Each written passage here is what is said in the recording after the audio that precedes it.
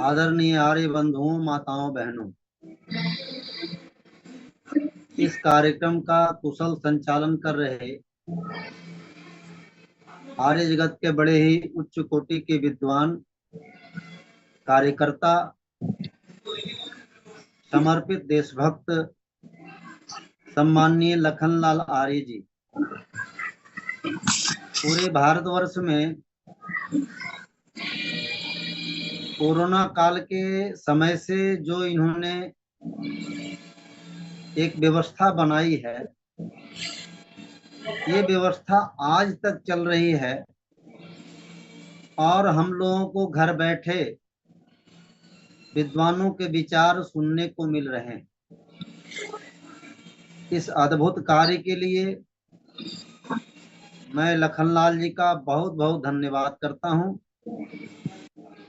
बधाई देता हूं। आर्य जगत के बड़े उच्च कोटि के विद्वान आचार्य आनंद पुरुषार्थी जी ने अनेकों बार इस कार्यक्रम में आकर के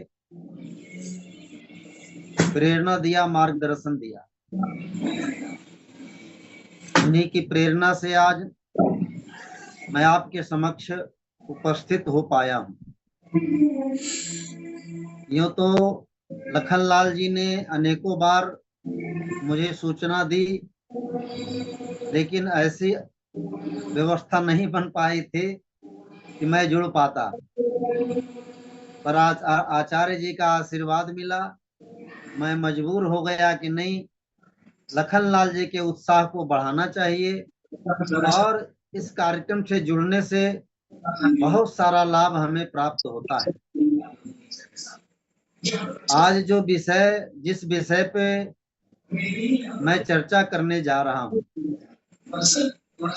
जिस विषय को मैं छेड़ना चाहता हूँ, वो विषय हम समस्त आर्य जनों के लिए बहुत ही महत्वपूर्ण है। प्रवचन, उपदेश, भजन, भाषण हमने बहुत सुना, लेकिन जब तक हमारा संगठन मजबूत नहीं होगा, जब तक हमारा संगठन सशक्त नहीं बनेगा, तब तक हम लूटते पीटते रहेंगे और हमारे संपत्तियों पे दूसरे लोग हावी होते जाएंगे। चाहे हम जीवन के क्षेत्र में देख लें, चाहे समाज के क्षेत्र में देख लें, चाहे राष्ट्र के क्षेत्र में देख लें, जहां जहां हम कमजोर पड़े हैं, हमें दूसरे को सहना पड़ा है। आज मैं बड़ी पीड़ा के साथ कह रहा हूं कि मैं वर्षों से आर्य समाज से ये मान लिया जाए कि जन्म से ही मेरे माता पिता ने आर्य समाज से हमें जोड़ा।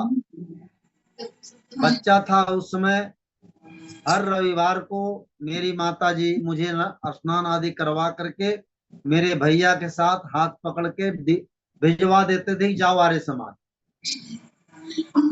और उनकी महती कृपा हुई कि आज मैं इस मुकाम तक पहुंचा।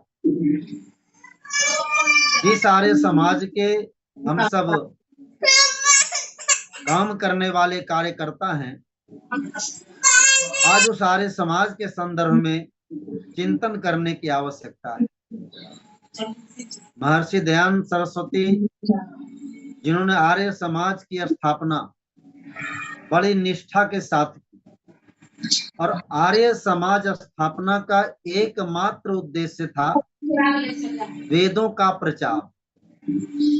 महर्षि दयानंद सरस्वती अपने गुरु बिरजानंद जी की प्रेरणा से, गुरुवर बिरजानंद के सामने जो संकल्प लिया कि गुरुवर हम आपके आदेश का अक्षरशः पालन करेंगे,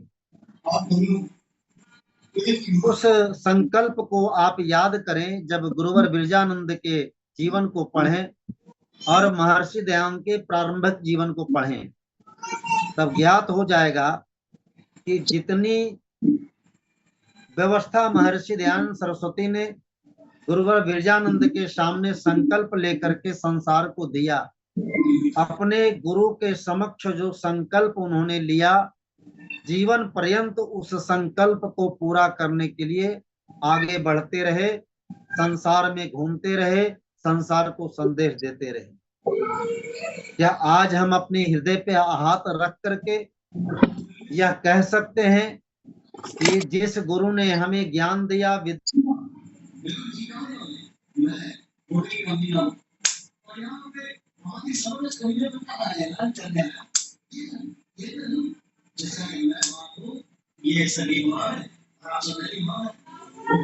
जी हमें लगता है आवाज नेट की वजह से।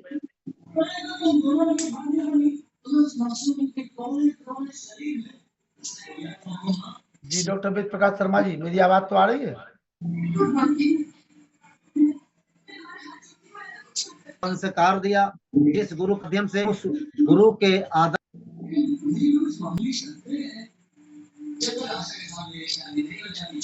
लगता है कोई फोन ऑन आ गया होगा उनको। हाँ, हेलो, आवाज आ रही? आवाज आ रही जी, बोलिए। तो मैं जिस बात को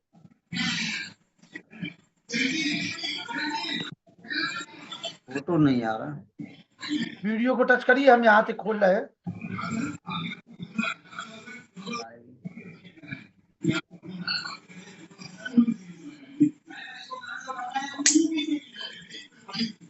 पानी क्या हो गया? उस पर लिखा आ रहा होगा। हाँ आ हाँ गया। हाँ, ठीक। तो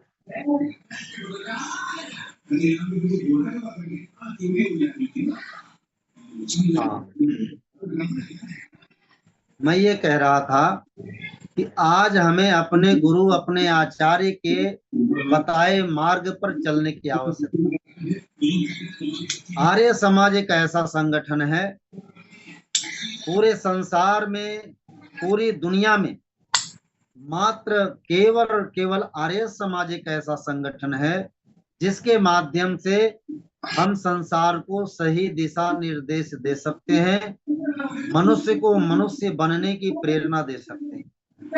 लेकिन जिस आर्य समाज में प्रवेश के लिए महर्षि दयानंद जी महाराज ने जो व्यवस्था बनाई है, क्या उस व्यवस्था का हम पालन कर रहे हैं?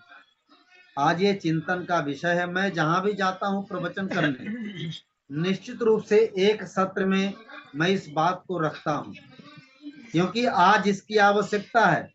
बहुत सारे लोग इस विषय पे बोल नहीं पाते हैं, लेकिन मुझे ऐसा लगता है कि जब तक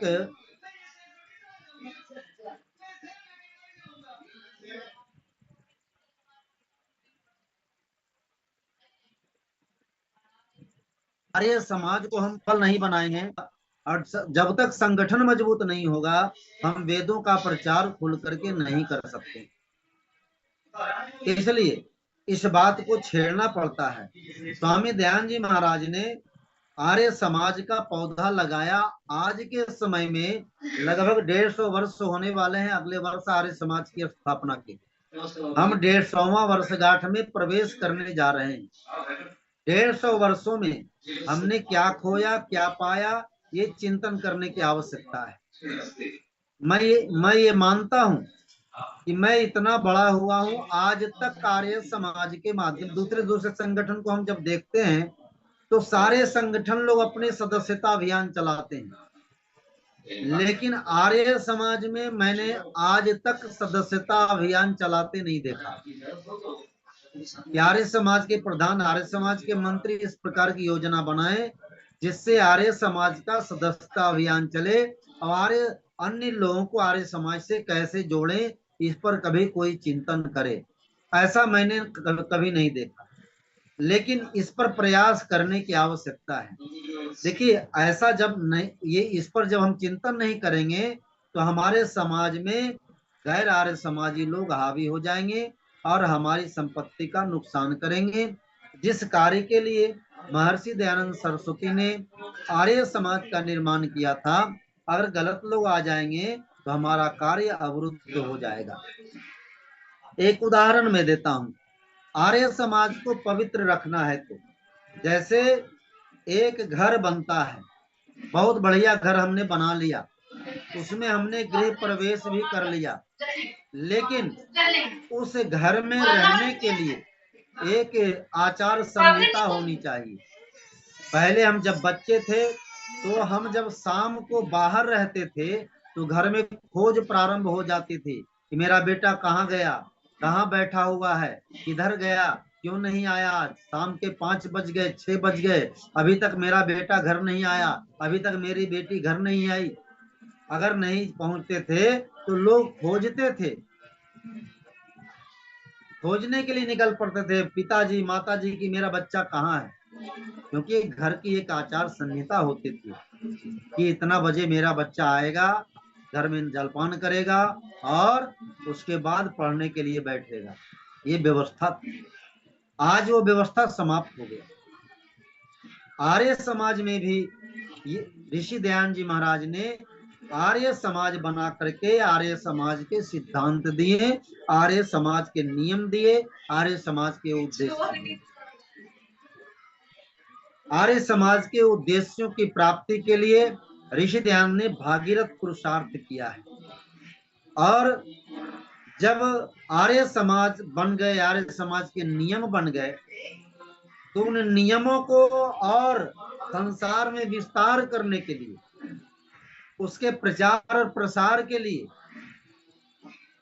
संगठन की मजबूती के लिए आर्य समाज का सदस्य कौन बने, आर्य समाज में हम कैसे प्रवेश करें, इसके लिए महर्षि दयानंद जी महाराज ने और हमारे महर्षि दयानंद के बाद उनके पट शिष्यों ने हमें एक मार्ग दिखलाया है, हमें चिंतन दिया है। आज केवल महर्षि दयानंद के चश्मे से देख करके आर्य समाज का हम संचालन करेंगे तो निश्चित रूप से आर्य समाज में किसी प्रकार का विवाद नहीं रहेगा। लेकिन जैसे ही अवैदिक मान्यता के लोग समाज में प्रवेश कर जाएंगे, वहां कलह द्वेष का वातावरण बनना प्रारंभ हो जाएगा। स्वामी दयानंद जी महाराज ने, हमारे पुरखों ने जो आर्य समाज का प्रवेश पत्र बनाया, आर्य समाज की सदस्यता फॉर्म, देखिए एक घटना को आप याद कीजिए। मुंशी राम जी स्वामी दयानंद से प्रभावित हुए थे बरेली में। उस प्रसंग में मैं जाना नहीं चाहता हूं, लेकिन एक छोटा सा प्रसंग आपके समक्ष रखना आवश्यक समझता हूं। स्वामी श्रद्धानंद जब महात्मा मुंशी राम थे और लाहौर में रहते थे, वकालत की पढ़ाई करते थे, वकालत करने लगे, उस समय उनके पीछे एक आर्य समाजी को लगा दिया गया था। उस समय साईं दास जी आर्य समाज के प्रधान थे। उन्होंने एक व्यक्ति को लगाया। साईं दास जी ऐसे प्रतिभा संपन्न व्यक्ति थे, आर्य समाज के प्रधान थे। उस जमाने में आर्य समाज का कोई विद्वान प्रचारक नहीं होता था, केवल आर्य समाज का मंत्री, आर्य समाज का प्रधान, आर्य समाज का सभासद गांव गांव में जाकर अपने व्यक्तित्व से लोगों को प्रभावित करते थे और गांव के गांव को आर्य समाजी बना लिया करते थे। उस जमाना को याद कीजिए। साईं दास जी ने दिनचर्या बना ली थी कि मैं प्रतिदिन स्कूल के हॉस्टल में जाऊंगा, हॉस्टल में जाकर के बच्चों को वैदिक ज्ञान बताते थे, महर्षि दयानंद के विषय में बताते थे, वैदिक शिक्षा देते थे, संगठन के बारे में बताते थे, धर्म के बारे में बताते थे। अगर 10 लोगों को बताते थे तो 2-4 व्यक्ति उनसे प्रभावित हो जाते थे। इस तरह से आर्य समाज का प्रचार करते थे हमारे मंत्री प्रधान आर्य समाज के।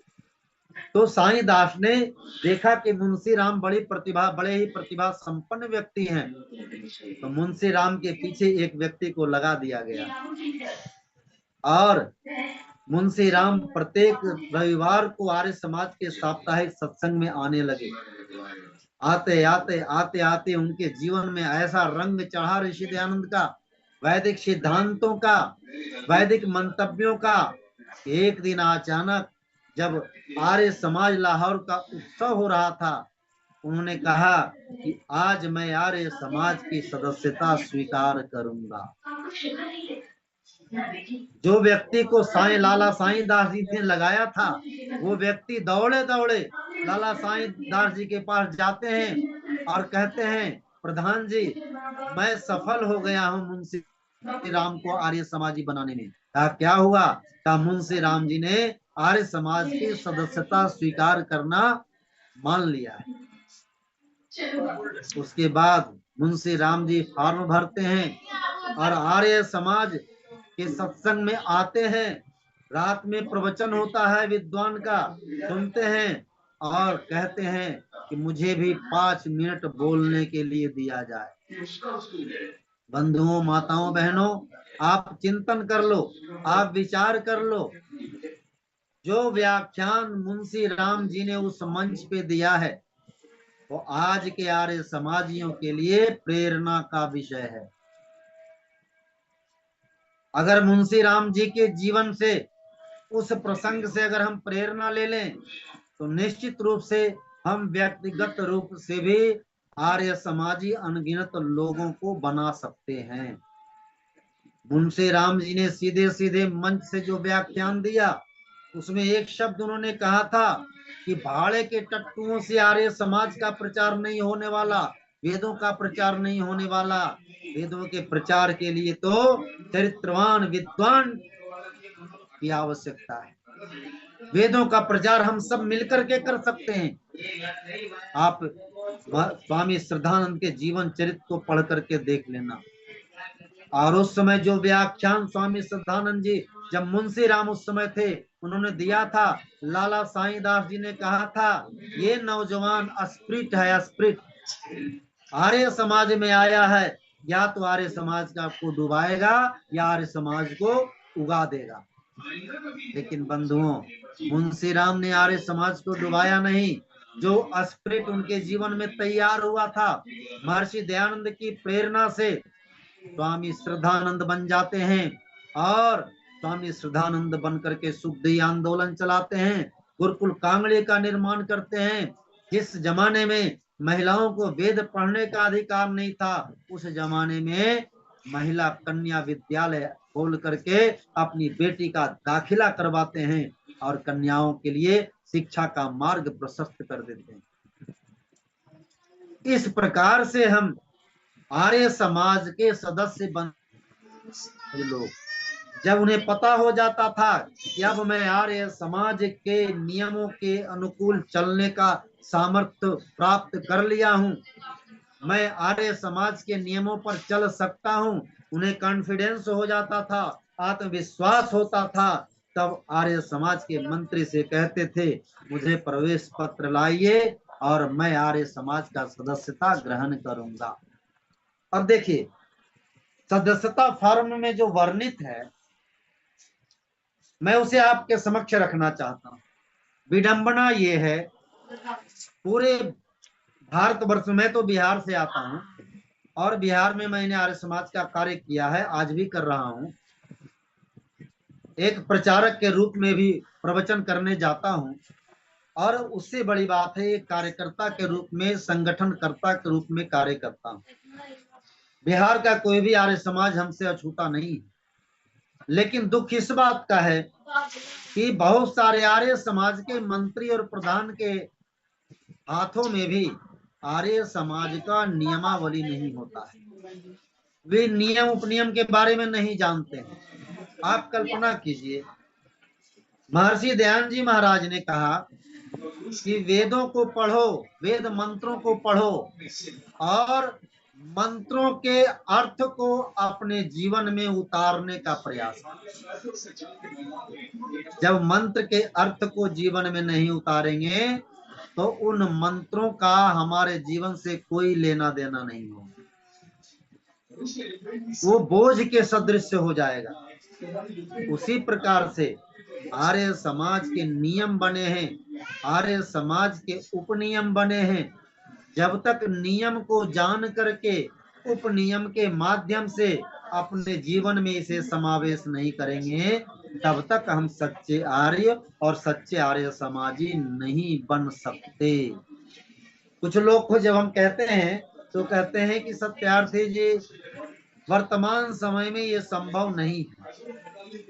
मैं उनसे दो टूक शब्दों में कहता हूं कि जब संभव नहीं है तुम्हें जीवन में उतारना तो तू आर्य समाज को छोड़ दे।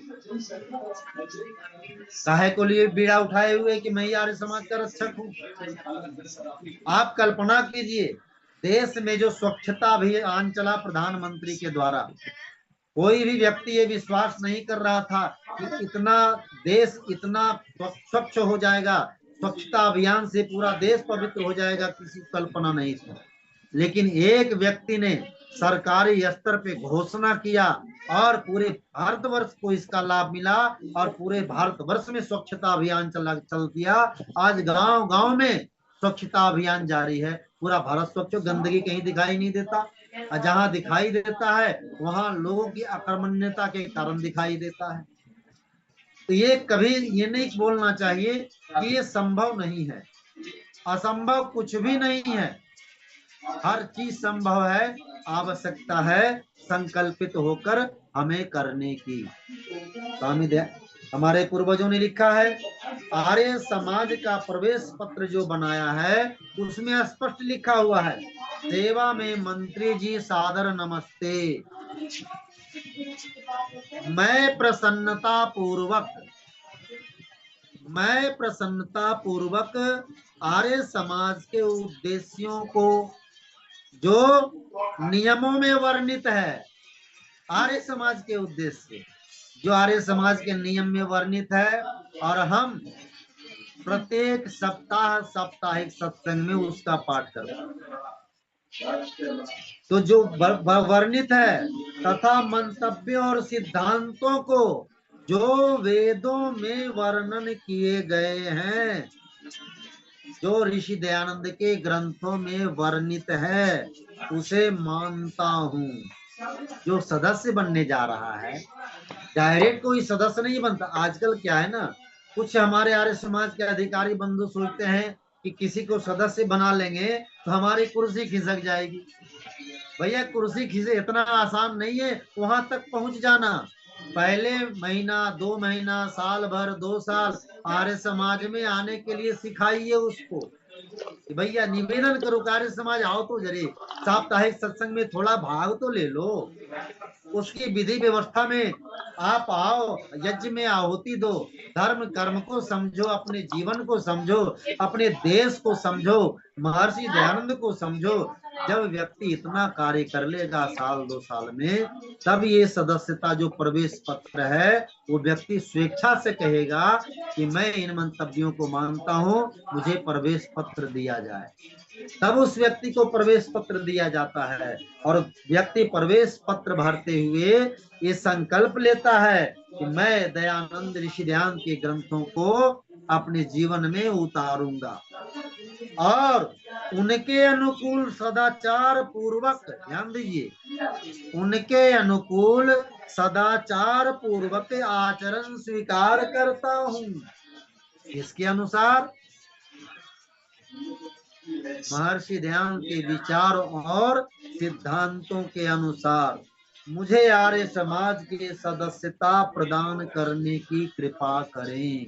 वो बेचारा निवेदन करता है मंत्री और प्रधान से, और नियम है जब कोई व्यक्ति सदस्यता ग्रहण करने के लिए आवेदन देता है तो उस पर आर्य समाज के अंतरंग में रखा जाता उस प्रस्ताव को कि फलाना व्यक्ति आर्य समाज की सदस्यता स्वीकार करता है। जब तक अंतरंग सभा स्वीकृति नहीं देता तब तक व्यक्ति सदस्यता ग्रहण नहीं कर सकता है। यहाँ एक बात और मैं कहना चाहूंगा कि जो सदाचार की बात यहाँ आई है ये बहुत ही महत्वपूर्ण है। क्यों महत्वपूर्ण है आप सुन लीजिए। सदाचार की परिभाषा ऋषि दयानंद ने क्या दी है। ऋषि दयानंद, मेरा ये दावा है, ऋषि दयानंद ने आर्य समाज के 10 नियम लिखे हैं। 10 नियम को आप बढ़िया से विहंगम दृष्टि डाल करके देखिए। और वेदों का स्वाध्याय कीजिए। आपको मैं बता दूं कि स्वामी वेदानंद तीर्थ, स्वामी दयानंद के बाद आर्य जगत के बड़े धुरंधर विद्वान वेदों के व्याख्याता हुए। स्वामी वेदानंद तीर्थ जी ने इतना महान कार्य किया, शायद लोग वेदानंद तीर्थ को जानते नहीं। उन्होंने इतना महान कार्य किया कि स्वामी दयानंद के जितने भी किए हुए कार्य हैं सबको उन्होंने वेद मंत्रों से जोड़ा है। जैसे आर्य समाज के नियम है, 10 नियम है, तो 10 वेद मंत्रों को लेकर के उसकी व्याख्या उन्होंने कर दी। जैसे आर्य समाज का द्वितीय नियम, ईश्वर सच्चिदानंद स्वरूप निराकार न्यायकारी सर्वशक्तिमान जो है, आर्य ईश्वर के जितने भी गौणिक नाम है सबको वेद मंत्रों से जोड़ करके उसकी व्याख्या कर दी। और उन्होंने सिद्ध कर दिया, ऋषि दयानंद ने जो आर्य समाज के 10 नियम बनाए हैं वो वेद मंत्रों के व्याख्यान के रूप में है, उसे पढ़ करके उसका विस्तार करना है। स्वामी दयानंद ने 16 संस्कार बनाए जो वेदों से लिए गए। एक बार आचार्य वेद प्रकाश श्रोत्री जी जो दिवंगत हो गए, भी बहुत बड़े आर्य समाज को क्षति हुई उनके संसार से जाने से। उनको मैंने कहा, मेरे मुझसे बहुत स्नेह करते थे, बहुत मानते थे और बिहार लगभग बहुत आते थे, मैं निरंतर बुलाता रहता था उनको मैंने कहा कि आचार्य जी, वेद को तो मानते हैं हम लोग, पढ़ लेते हैं, विद्वानों ने भाष्य किया, समझ में आ जाता है, लेकिन अगर हम गृह सूत्र को नहीं पढ़ें, गृह सूत्र बहुत कठिन है, हर व्यक्ति के भेजे में घुसता नहीं है। अगर गृह सूत्र को हम थोड़ा सा दरकिनार कर दें तो इससे क्या हानि होगी। उन्होंने तुरंत 2 टूक शब्दों में कहा कि सत्यार्थी, अगर गृह सूत्रों को हटा दोगे तो संस्कार कहां से लाओगे। संस्कार जो संसार में परिमार्जित हुआ है वो तो गृह सूत्रों के माध्यम से ही हुआ है, इसलिए गृह सूत्रों के बगैर हम संस्कारों की कल्पना नहीं कर सकते। वेदानंद तीर्थ जी महाराज ने इतनी व्यापक व्याख्या की है कि गर्भाधान से लेकर अंत्येष्टि पर्यंत एक एक संस्कार को एक एक मंत्रों से जोड़ करके ये सिद्ध कर दिया कि ऋषि दयानंद ने 16 संस्कारों का जो सृजन किया है वो भी वेदों के अनुसार ही है, वेद से लेस मात्र भी इतर नहीं है। इसलिए आर्य समाज के प्रवेश का जो द्वार ऋषि दयानंद ने खोला है, ये प्रवेश पत्र के माध्यम से, जिसमें सदाचार की जो बात आई है वो आप सुन लीजिए। सदाचार की परिभाषा देते हुए ऋषि दयानंद कहते हैं कि संध्या आदि नित्य कर्म करना। अब कल्पना कीजिए, संध्या आदि नित्य कर्म करना, शुद्ध सात्विक वैदिक संस्कार, पत्नी व्रता व पतिव्रत आदि सदाचार हैं। अगर ये विधा हमारे जीवन में आ जाता है, संध्या के रहस्य को हम जान लेते हैं। संध्या आदि नित्य कर्म लिखा हुआ है, केवल संध्या नहीं है, संध्या आदि नित्य कर्म अर्थात पंच महायज्ञ का विधान है। प्रत्येक आर्य समाजी को प्रतिदिन पंच महायज्ञ का विधान करना चाहिए। जैसे संध्या, ब्रह्मयज्ञ, देव यज्ञ, पितृयज्ञ, अतिथि यज्ञ, बलि वैश्य देव। एक सच्चा आर्य वही हो सकता है जो पंच महायज्ञ का विधान अपने जीवन में स्थापित करे। इसे करने के लिए ऋषि दयानंद कह रहे हैं तभी तुम सच्चा सदाचारी बन पाओगे। जो व्यक्ति संध्या करेगा उसकी आत्मा पवित्र हो जाएगी, क्योंकि आत्मा की पवित्रता के लिए ही हम ब्रह्म यज्ञ में मंत्रों को अपने जीवन में आत्मसात करते हैं।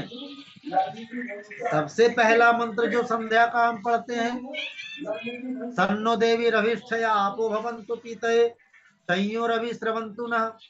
हम प्रभु से सुख की कामना करते हैं। केवल कह देने मात्र से सुख हमारा पूर्ण नहीं होगा, हमें इस पर चिंतन करना होगा। आगे के मंत्रों में आचमन मंत्र है मोक्ष प्रदाता, अंग स्पर्श बलों का दाता, मार्जन से आलस्य दूर कर और प्राणायाम सकल सुख लाता। ये चार प्रक्रिया जब करेंगे तभी प्राणायाम के माध्यम से सकल सुख का संचार हमारे जीवन में होगा। नहीं तो केवल मंत्र पाठ कर लेने से, 5 मिनट 7 मिनट के मंत्र पाठ कर लेने से हमारी संध्या अधूरी है, पूरी कदापि नहीं है। स्वामी दयानंद जी महाराज ने सत्यार्थ प्रकाश में स्पष्ट संकेत दिया है कि हमें प्रतिदिन 1 घंटा प्रातः काल और 1 घंटा सायंकाल प्रभु के सानिध्य में बैठना चाहिए। जो व्यक्ति 1 घंटा प्रातः काल 1 घंटा सायंकाल ईश्वर के सानिध्य में बैठेगा और उसी बीच में प्राणायाम करने का जो विधान ऋषि दयानंद ने दिया है कि बाह्य वृत्ति, अभ्यंतर वृत्ति, बाह्य अभ्यंतरा छेपी, अष्टम्य वृत्ति, ये जो 4 प्रकार के प्राणायाम की चर्चा ऋषि दयानंद ने की है, ये प्राणायाम करने से हमारा चित्त मन सब पवित्र हो जाता है। ध्यान दीजिए। अब वर्तमान समय में योगाचार्य लोग बतलाते हैं जो 7 प्रकार के प्राणायाम स्वामी रामदेव जी बतलाते हैं, उसको करने से व्यक्ति स्वस्थ रहता है। मैं इस बात को भी मानता हूँ, लेकिन स्वामी दयानंद जी महाराज ने ब्रह्म यज्ञ के माध्यम से जो प्राणायाम करने का विधान दिया है, वो प्राणायाम अगर हम करते हैं संध्या के माध्यम से, तब हम जीवन पर्यंत कभी रोगी नहीं बन सकते। रोग हमारे जीवन में नहीं आवे, इसके लिए स्वामी दयानंद जी महाराज ने इन 4 प्रकार के प्राणायाम की व्यवस्था दी है ब्रह्म यज्ञ के माध्यम से।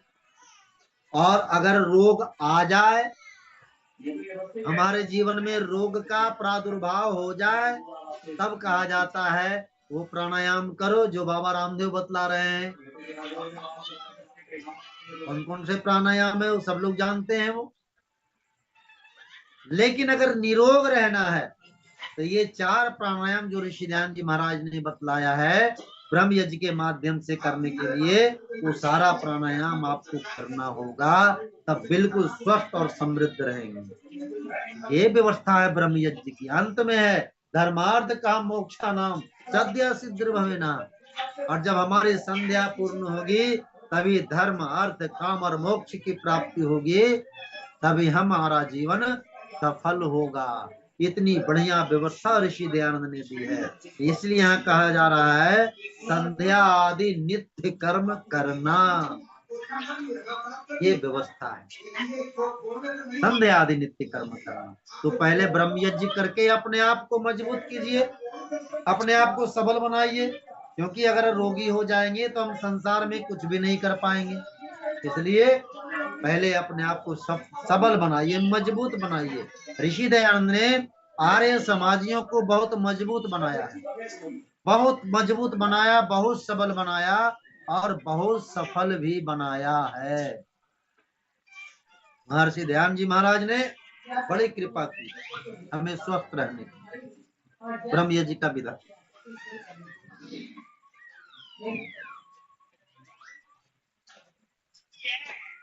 ब्रह्म यज्ञ का विधान दिया है, तब धर्म अर्थ काम मोक्ष की प्राप्ति हो। उसके बाद क्या है, संध्या जब हमारा पूर्ण होता है हमारे अंदर धैर्य का संचार होता है, और धैर्य धर्म का पहला लक्षण है। धृति क्षमा दमो अस्त्यम शौचम इंद्रिय निग्रह धीर विद्या सत्यम अक्रोधात् धस्कम धर्म लक्षणम। पहले धैर्य धारण करना, और धैर्य हमारा सबल तभी होगा जब हम ब्रह्म यज्ञ को प्रतिदिन करेंगे। 1 घंटा सुबह और 1 घंटा शाम परमात्मा के सानिध्य में बैठे, और उसके बाद संध्या करें ब्रह्म यज्ञ, उसके बाद देव यज्ञ। देव यज्ञ भी प्रतिदिन करना चाहिए व्यक्ति, प्रतिदिन। जब तक देव यज्ञ नहीं करेंगे तो हमारे संसार के वातावरण शुद्ध और पवित्र नहीं होगा। यज्ञ को लोगों ने बिगाड़ दिया है, और आज पूरी दुनिया में महर्षि दयानंद जी महाराज ने जो यज्ञ का विधान दिया है वही यज्ञ सफल और सार्थक है। देव यज्ञ के माध्यम से हम संसार को पवित्र कर सकते हैं, जिसमें ऋषि दयानंद ने स्पष्ट लिखा है, जो हम औषधि डालते हैं, आहुति डालते हैं, वो पूर्णतः औषध पूर्ण होना चाहिए, मिष्ट युक्त, पुष्ट युक्त, सुगंध युक्त, रोग नाशक। देखिए, हम बहुत सारे आर्य समाजों में जाते हैं प्रवचन करने के लिए, यज्ञ का ब्रह्मा बना दिया जाता है, लेकिन जब यज्ञ देखते हैं तो वहां पे जो सामग्री लाई जाती है वो सामग्री परिमार्जित नहीं होता है। हमारे बहुत सा जगह क्या होता है, देवदार की चैली, जिसको हुमाद कहते हैं हमारे बिहार में, हुमाद ला करके जब डाल दिया जाता है, अब बस कहता है इसी से हवन कर लो। एक बात ध्यान दीजिएगा, जो देवदार का चैली है या देवदार की लकड़ी है, उसको जलाने से कार्बन डाइऑक्साइड बहुत व्यापक मात्रा में फैलता है। और आम की समिधा, पीपल, गूलर, बर, जो ऋषि दयानंद ने लिखा है, यज्ञ में कौन सी समिधा होनी चाहिए, कौन से वृक्ष की समिधा होनी चाहिए, सूखी लकड़ी होनी चाहिए। अगर उन ऋषि के बताए समिधाओं का चयन करके अगर हम यज्ञ करते हैं तो निश्चित रूप से अग्नि प्रबुद्ध हो जाएगी और वो ज्यादा कार्बन डाइऑक्साइड नहीं छोड़ पाएगा। इसलिए ऋषि दयानंद जी ने यज्ञ के माध्यम से जो व्यवस्था दिया है, कैसी सामग्री होनी चाहिए, कैसी समिधा होनी चाहिए, क्या व्यवस्था होना चाहिए, इस पर आज समस्त आर्यों को ध्यान देने की आवश्यकता है। दुर्भाग्य क्या है कि लोग स्वाध्याय नहीं करते, पढ़ते नहीं हैं, और नहीं पढ़ने के कारण, स्वाध्याय नहीं करने के कारण जानकारी नहीं हो पाती है, और जानकारी के अभाव में हम गलत कार्य कर देते हैं। इसलिए स्वाध्याय की महती आवश्यकता है, स्वाध्याय करना चाहिए व्यक्ति को। स्वाध्याय ही एक यज्ञ की श्रेणी में आता है। हम वेदों का स्वाध्याय करते हैं तो हमें यज्ञ की श्रेणी में आता है। हम परोपकार कर रहे हैं, यज्ञ की श्रेणी में आ रहा है। इसलिए यज्ञ करते समय हमेशा प्रक्रिया पर ध्यान रखनी चाहिए, क्योंकि ऋषि दयानंद ने देव यज्ञ को वैज्ञानिक प्रक्रिया से परिपूर्ण किया है। इसलिए समिधा का चयन, सामग्री का चयन, शुद्ध घृत का चयन, पात्र का चयन बड़े ही वैज्ञानिक रूप से हमें करना चाहिए। जैसे ऋषि दयानंद ने बताया है उसी अनुसार हमें करना और चलना चाहिए, संसार में वैसे ही करवाना चाहिए। तो आइए, देव यज्ञ के माध्यम से हम जब ऋषि के अनुसार यज्ञ करेंगे तो निश्चित रूप से हमें लाभ मिलेगा और संपूर्ण संसार को लाभ मिलेगा। देव यज्ञ, ब्रह्म यज्ञ, देव यज्ञ, पितृयज्ञ। पितृयज्ञ के माध्यम से हम अपने माता पिता का सत्कार करें। बहुत से घरों में देखते हैं माता पिता का आज सत्कार नहीं होता है, जिससे घर स्वर्ग नहीं रह जाता। जिस घर में पंचायतन पूजा होता है, माता का सम्मान, माता के इतना ही पिता का सम्मान, गुरु अपने आचार्य का सम्मान, है न, माता पिता आचार्य अतिथि का सम्मान, और पति के लिए पत्नी, पत्नी के लिए पति पूजनीय देवता है, इन 5 महान देवताओं का जिस घर में सम्मान होता है वह घर साक्षात स्वर्ग बन जाता है। लेकिन अगर हम अपने गुरु, अपने आचार्य ऋषि दयानंद को मानते हैं, ऋषि दयानंद के विचारों को हम संसार में फैलाना चाहते हैं, तो हमें ऋषि दयानंद के बताए मार्ग का अवलंबन करना होगा, हमें उस पर चलना होगा, चलने की आवश्यकता। और अतिथि यज्ञ, आज अतिथि यज्ञ समाप्त हो चुका है। अतिथि आते हैं फोन कर करके, मैं आ रहा हूँ आपके यहाँ, बस उनके लिए भोजन की व्यवस्था हो जाती है। लोग समझ नहीं पाते हैं अतिथि किसे कहते हैं। एक बार आचार्य सोमदेव शास्त्री जी मुंबई, जिन्होंने राजस्थान में गुरुकुल खोले हैं और अभी काफी वृद्ध हो चुके हैं और गुरुकुल में अपना समय दे रहे हैं। आर्य जगत के बड़े ही विद्वान तो हैं ही, कार्यकर्ता भी हैं। उन्होंने एक बार मुझसे कहा कि सत्यार्थी, मैं एक गांव गया था जो बीच जंगल में था गांव, और वहां पे मैं गया तो लगा कि यहाँ तो कोई कार्यक्रम होता ही नहीं है, कैसे लोगों ने मुझे बुला लिया, कुछ पता ही नहीं चल रहा था। लेकिन जैसे जैसे समय बीतता गया और प्रवचन का समय हुआ, लोग अचानक से इकट्ठा हो गए। मुझे आश्चर्य हुआ कि लोग माने इतने जागरूक है यहाँ के। उसके बाद मैंने उन लोगों से पूछा कि आप ये जो इतनी सुनसान जगह पे आपका गांव है, आप व्यवस्था कैसे करते हो, धन कहाँ से लाते हो? तो बड़े मजे की बात उन्होंने कही। उस गांव के लोगों ने जो व्यवस्था बना रखी है, सचमुच में आज के आर्य समाजी लोगों को ऐसे व्यवस्था से प्रेरणा लेनी चाहिए। उस गांव के लोगों ने बताया कि हम लोग अतिथि यज्ञ प्रतिदिन करते हैं। आचार्य जी ने पूछा क्या आपके यहाँ प्रतिदिन अतिथि विद्वान आते हैं? कहा नहीं, विद्वान प्रतिदिन नहीं आते हैं, पर जैसे हम घर में देव ब्रह्म यज्ञ करते हैं, संध्या प्रतिदिन करते हैं, देव यज्ञ हवन प्रतिदिन करते हैं, है ना, पितृ यज्ञ माता पिता की सेवा प्रतिदिन करते हैं, और अतिथि यज्ञ के नाम से हम लोग प्रतिदिन कुछ धन राशि गुल्लक में रखते हैं। जैसे मान लिए 10 रुपया प्रतिदिन रख दिए, 20 रुपया प्रतिदिन रख दिए, कोई संभ्रांत है तो 50 रुपया भी प्रतिदिन रख दिया, और वो गुल्लक साल में एक बार खुलता है। जब यही हम लोग उत्सव करते हैं तो उसी गुल्लक को खोल करके पैसा इकट्ठा करते हैं और उसी पैसे से हम विद्वानों को बुला करके ये आर्य समाज का उत्सव करवाते हैं। अब एक गुल्लक में व्यक्ति 10 रुपया भी प्रतिदिन डाल दिया तो 365 दिन में कितना पैसा हो गया जी। कितना बढ़िया उपाय वेद प्रचार का उन्होंने बता दिया। तो ऐसे लोग जो जिनके जीवन में आर्य समाज का जुनून है, ऋषि दयानंद का जुनून है, वो लोग कार्य कर रहे हैं। तो ये व्यवस्था ब्रह्म अतिथि यज्ञ, हम भी प्रतिदिन कुछ न कुछ धन आर्य समाज के लिए दान में रख दें, और साल में एक बार जब उत्सव हो तो आर्य समाज में दे दें, तो निश्चित रूप से आर्य समाज का कार्य होगा। ये व्यवस्था होनी चाहिए।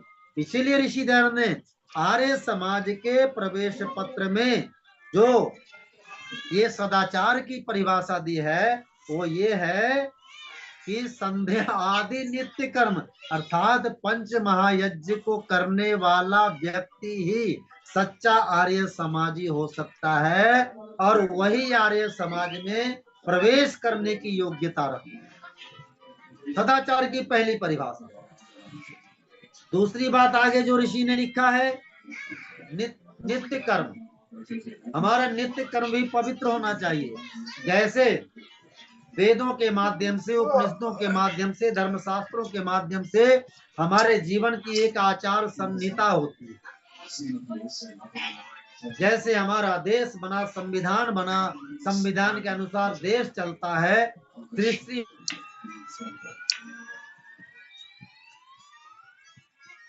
तो सृष्टि के संचालन के लिए वेद का ज्ञान दिया, और जब राज व्यवस्था बना तो महर्षि का मनु का विधान आया, भारत आजाद हुआ। एक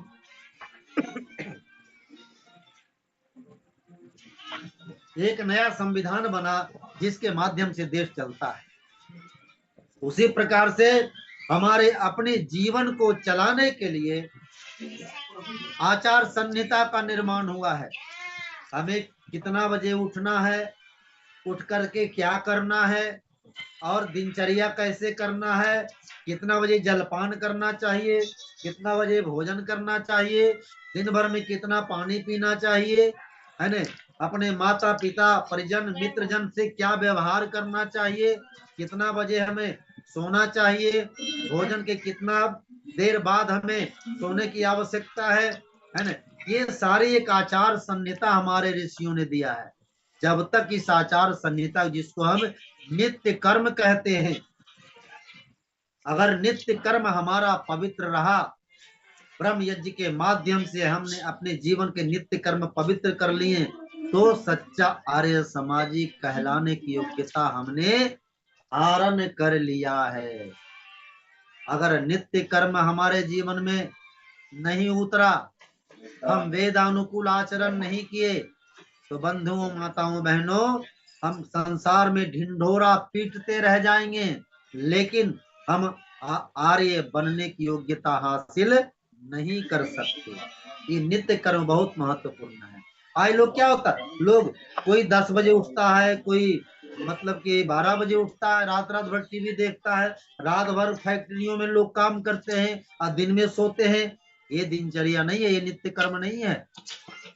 हमें ऋषि दयानंद से सीखना होगा। स्वामी श्रद्धानंद जी महाराज ने जो स्वामी दयानंद के बारे में, दिनचर्या के बारे में, उनकी आत्मकथा को पढ़ करके देख लो, कल्याण मार्ग का पथिक, उसमें पता चल जाएगा स्वामी दयानंद जी महाराज की दिनचर्या कितना पवित्र था, कैसा था, और किस प्रकार से स्वामी दयानंद जी महाराज ने अल्प आयु में भी इतने बड़े बड़े कार्य कर गए।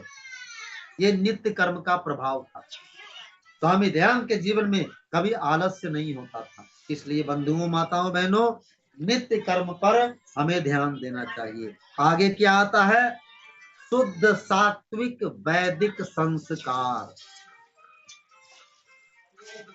ये बड़ा ही महत्वपूर्ण विषय है। जब हम ब्रह्म यज्ञ करेंगे, पंच महायज्ञों को अपने जीवन में उतारेंगे, तो मेरा जीवन ऐसे ही शुद्ध और पवित्र हो जाए, और थोड़ा बहुत कुछ भी बचा रहेगा। हमें संतति का निर्माण करना होगा, हमें अच्छे मार्ग पर चलना होगा, अपने जीवन को और पवित्र बनाना होगा, तो हमें संस्कारों की ओर अपना रुख मोड़ना होगा। तब जाकर के हम आर्य समाज की सदस्यता ग्रहण करने की योग्यता रख सकते हैं। संस्कार, चूंकि समय अब समाप्ति पर है, इसलिए संस्कारों के बारे में ज्यादा हम नहीं छेड़ेंगे। कल इसकी चर्चा करेंगे। कल भी मेरा ही समय है, तो कल हम इसकी चर्चा करेंगे, क्योंकि आज का जो ये विषय मैंने रखा कि आर्य समाज का प्रवेश द्वार क्या है, कैसे हमारे समाज में प्रवेश पा सकते हैं, कौन व्यक्ति आर्य समाज में प्रवेश पा सकता है, किसको यह अधिकार है कि हमारे समाज के सदस्य बने। और केवल सदस्य ही नहीं, ये तो सदस्य की थोड़ी सी प्रक्रिया हमने बतलाई है, आगे सभासद भी बनना है। और जो व्यक्ति सभासद बनेगा वही आर्य समाज का अधिकारी बन सकता है, प्रधानमंत्री बन सकता है। केवल सदस्य बनने मात्र से आर्य समाज का मंत्री प्रधान अधिकारी नहीं बन सकता। लेकिन आज विडंबना है कि जो व्यक्ति सदस्य भी नहीं होता, जो व्यक्ति आर्य समाज का सदस्यता फॉर्म ही नहीं भरता, उस व्यक्ति को ला करके डायरेक्ट प्रधान बना दिया जाता है। ये विडंबना है। इसे हमें इस प्रथा को रोकना होगा। इसे रोकने के लिए आर्य समाज के नियमावली को पढ़ना होगा, उपनियम को जानना होगा, और जान करके उसे अपने जीवन में उतारते हुए अपने समाज का संचालन करना होगा। तो आइए, अब ज्यादा न कहते हुए मैं आप सबका धन्यवाद करता हूं। जो शेष विषय मेरा बचा हुआ है, कल ठीक 8 बजे आप सब लोग 7:45 बजे जुड़ जाएं, ताकि 8 बजे से इस विषय को हम रखें और पूरी गंभीरता के साथ सभा सदस्य के बाद कैसे हम सभासद में प्रवेश करेंगे, कैसे अधिकारी बन पाएंगे, इस पर हम सब चिंतन करेंगे। तो आइए, इतना कहकर मैं आप सबका धन्यवाद करता हूं। हमारे बिहार से जुड़े हुए हैं चंपारण जिला आर्य सभा के प्रधान श्री महंत जी आर्य, हमारे नवादा जिला आर्य सभा के मंत्री श्री कुंदन जी जुड़े हुए हैं, मैं देख रहा हूँ, और बहुत से लोग जुड़े हुए हैं जिन्हें मैं नहीं जानता, लेकिन जो मेरे सामने आ रहे हैं उन सब का मेरा बहुत बहुत धन्यवाद। नमस्ते। इसी ओम सम शेष विषय पर कल चर्चा करेंगे। लखनलाल जी का बहुत बहुत धन्यवाद, बहुत बहुत आभार। बहुत बहुत आभार। प्रेम प्रकाश शास्त्री जी बोले, उसके पूर्व कुंदन आर्य जी। जी नमस्ते। जी कुंदन जी, कैसा लगा कार्यक्रम? बहुत अच्छा लगा सर, बहुत अच्छा। धन्यवाद। प्रेम जी प्रकाश शास्त्री जी। ओम यतो यतः समीहसे ततो नो अभयं कुरु शन्नः कुरु प्रजाभ्यो अभयं नः पशुभ्यः। ओम शांति शांति शांति। भारत को समझो अभियान समिति के अंतर्गत इस कार्यक्रम को विगत 3 वर्ष से भी अधिक समय हो चुका है। उतने समय से इस कार्य को निरंतर गति देने वाले, इस कार्य के माध्यम से अनेक मित्रों को जोड़ने वाले राष्ट्रीय संयोजक आदरणीय लखनलाल जी आर्य, आज के हमारे मुख्य वक्ता व्यावहारिक विद्वान आदरणीय सत्यार्थी जी, अन्य समस्त